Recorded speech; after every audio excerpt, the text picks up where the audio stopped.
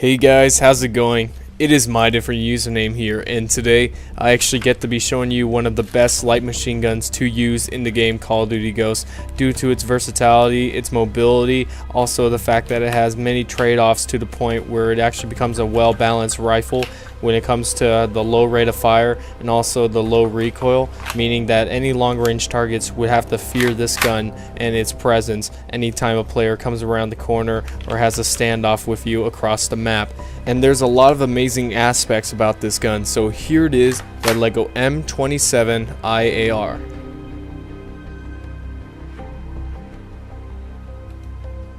So the M27 IAR, or IAR meaning Infantry Automatic Rifle.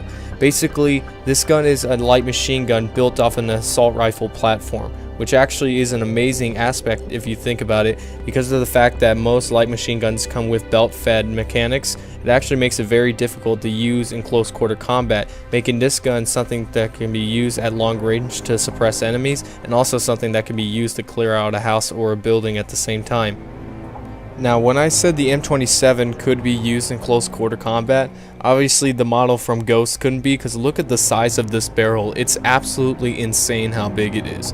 Like, I couldn't believe it when I first built it either, but it is really this size. This weapon actually has a full-length tactical rail applied to the top, while also the handguard having 45-degree angle tactical rails to hold many stuff like lasers and items, as well as the fact that the handguard has some zip ties attached to it. This could mean anything, meaning that the weapon was probably damaged during combat, and as a temporary solution, zip ties were the best option to keep the handguard together without it falling apart on the player. I mean, it provides some backstory to the gun, and I kind of like seeing that when it comes to weapons. Another addition to the M27 actually happens to be the bipod that comes with it, and what's really cool about this bipod is this is the first bipod design that I've ever created that actually makes it look like a conventional bipod that you actually see on real guns. Like in my last video of the M4A1's bipod, it is pathetic compared to the design on this one, because this design actually makes sense and it can even be functionally used at the same time. It's nice and I really enjoy it. This angled foregrip actually is not an attachment on the gun, but therefore it is actually just part of the gun itself. But I have to say, in real life terms, this grip is actually very useful because of the fact that the double drum magazine actually sticks out very far. It's actually very useful when it comes to gripping the gun because of the fact that that drum magazine gets in the way of where your arm would normally be. So right here we actually have the carry handle for the gun, and as you can tell, it is kind of in a weird spot. I can actually imagine holding the real still version of this, seeing this carry handle and going, why is it right here? This is incredibly off balance, and there's no way I'm actually going to be able to use this. I might as well use the actual gun itself, holding it by the pistol grip instead of using that carry handle. Now, when it comes to the magazines for this gun, it can actually use any magazine, including the 5.56 round, including this 30 round Stanag magazine, but its main feature actually happens to be the double drum magazine, or otherwise known as the Beta 100 round magazine, which is actually used in the game. And I gotta say, compared to the Stanag magazine, that drum mag is really heavy. It's almost the entire weight of the gun itself, but in a magazine, which is absolutely insane. And this is just the LEGO version. I could never imagine actually using the real steel version of this in real combat. It must be very difficult, and I cannot believe that they actually would use this. It's more of a gimmick if it's one thing, but I guess compared to a 100 round belt feeding light machine gun, it would actually be more effective to have this in a magazine form rather than a belt feeding form.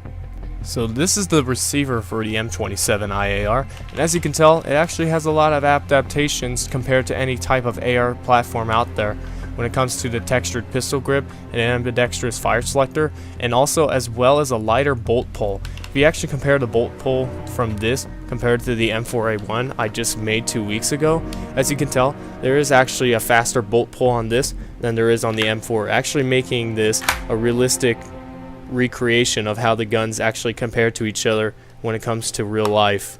So finally, here we are at the iron sights, and remember the backstory I was talking about when it came to this gun, as well as the zip ties on the handguard. This rear sight actually features a notch being taken out of it, but still used, which makes a great characteristic when it comes to this gun. But as well as when it comes to the sights on this gun, they're actually pretty decent, and I'm actually really liking them a lot whenever I use this gun in the game. But it's also pretty cool because they're flip up and flip down iron sights, meaning that you can attach any optic to the gun as well, and if the optic was ever damaged, you can flip up the iron sights and use them as backup. Overall, when it comes to the M27 IAR in Call of Duty Ghosts, I have to say this has to be without a doubt one of the best LMGs to use in the game. Compared to all the other ones, this just has a very balanced system when it comes to everything, including the low recoil, the low rate of fire, and basically any adaptation to it, meaning that this could be used as an assault rifle as well as an LMG all at the same time. So further ado, let's send some plastic downrange.